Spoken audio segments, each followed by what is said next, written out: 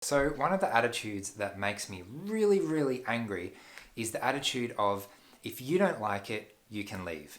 And where I come across this are things like organizations, businesses, even friends. And what I'm trying to do is I'm working really, really, really hard to try and access a particular service. I'm trying to be your friend. I'm trying to come to this event. I'm trying my hardest to find a way where I can actually participate.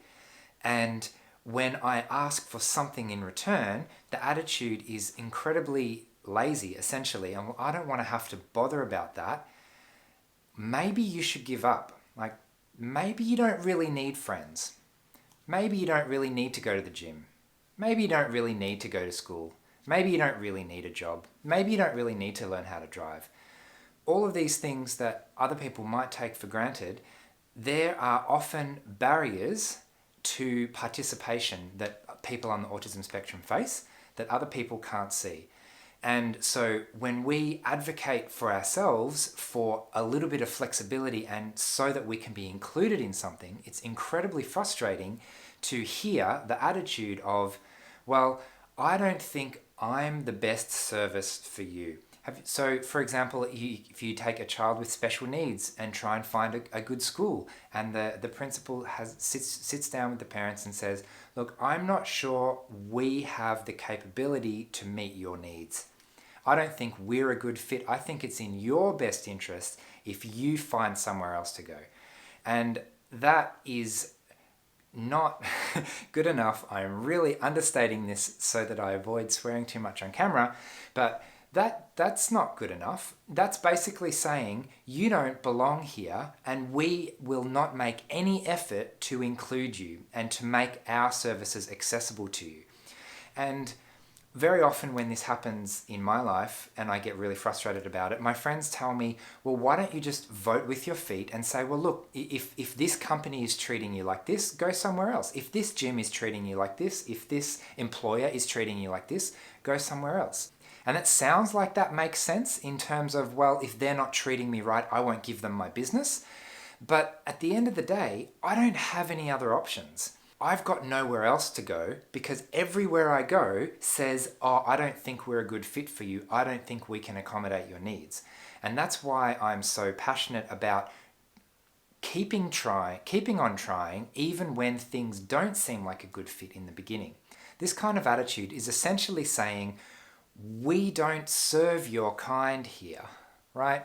We don't accommodate you. We don't want your business. We don't want you to participate in whatever this is. And when we're talking things like, major things like schooling or friendship or access to a gym, I keep mentioning the gym because this was a personal thing for me recently where I was getting really frustrated trying to do incredibly basic things like access the facilities.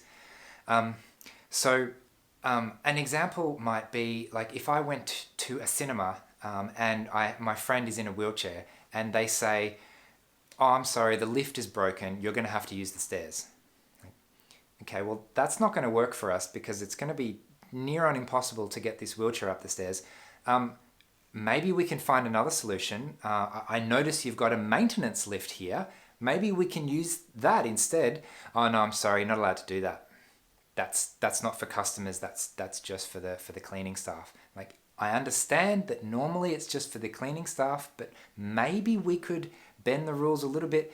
And you can see how I get a reputation all the time for trying to advocate for flexibility and being difficult in that sense, because I'm always wanting something slightly different to what's available.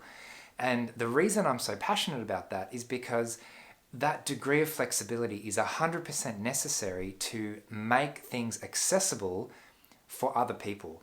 And I know I'm incredibly privileged in the fact that I have a voice that I can use to try and advocate for myself. And one of the things that makes me the most angry is the knowledge that for every one of me, and there aren't many of me, for every one of me, there's probably 100 other people that don't have as useful and powerful voice to actually advocate for themselves and be included.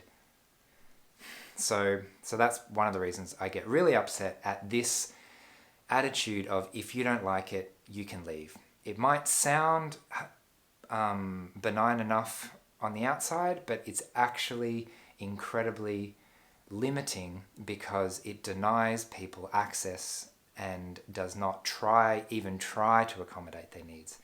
And for a lot of people on the spectrum, all we want is to be included. And for a lot of people, that is just, we face barriers at every turn just for really simple things like participation in basic everyday social things. So I hope that's made sense. I know it's been a bit of a rant, but yeah, that's something I'm passionate about. Thanks. Bye.